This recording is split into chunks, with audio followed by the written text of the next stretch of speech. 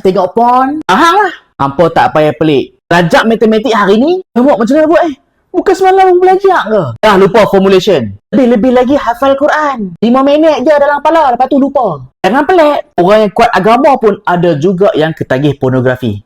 Habis lupa surah dalam kepala otak Kamu tahu kan, pornografi ni boleh kecutkan pada bahagian brain kita secara spesifik pada bahagian grey matter. Otak manusia ni Allah Ta'ala jadikan ada 2 bahagian lah. Bahagian gelap-gelap tu grey matter, bahagian putih-putih tu white matter. Kedua bahagian ni ada fungsi yang berbeza. Grey matter ni fungsi dia proses maklumat.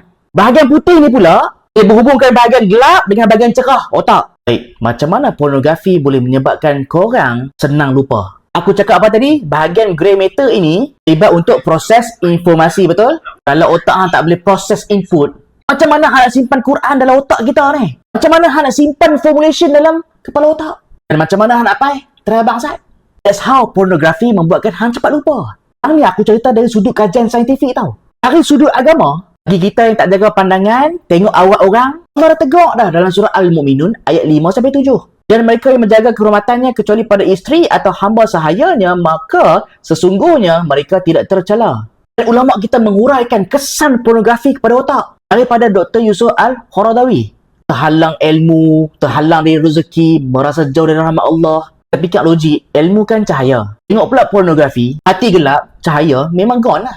Aku tahu, memang tak mudah nak tinggal pornografi. Tengok porn ni menyebabkan hang sedap tahu sebab apa? Otak kita ni stimulated dengan dopamin. Dopamin yang terlalu banyak bila kita tengok pornografi. Kesan dopamin dekat otak sebab porno sampai tepu lah. Boleh nampak pada skin otak. Kau nampak?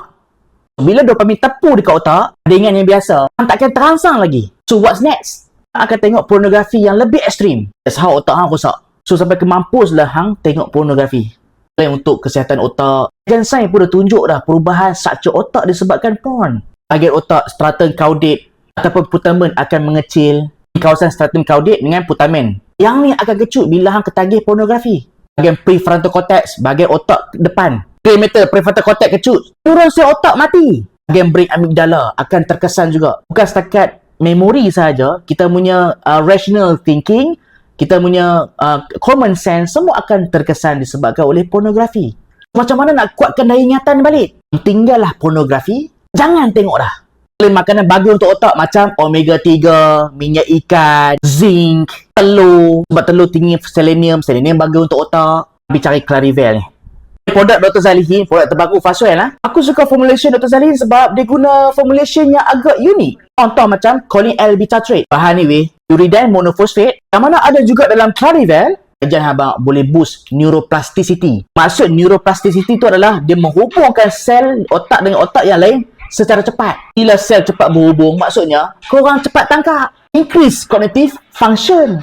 Contoh kalau korang terlalu stres. Apa benda ambil ni? Pening, stres ni. Dalam Clarivel juga ada satu ekstrak tumbuh-tumbuhan, pokok ni, yang kita panggil Rhodiola rosea. Yang ni adaptogen weh. Rhodiola ni memang dah study untuk kurangkan otak stres. Burn out, penat sangat-sangat. Otak ni penat, pekat. Even masalah depression, anxiety pun dapat dikurangkan dengan ekstrak Rhodiola rosea. Aku suka ingredient ni.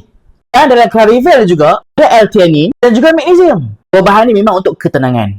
So, produk minuman kesihatan 10 ml setiap hari. Bismillah. Bahan dalam Clarivel ni memang banyak kajian untuk fokus, memori dan juga kesihatan otak. Sebab itulah aku nak recommend orang yang student ataupun tok wan korang yang mungkin nak nyanyuk, yes boleh.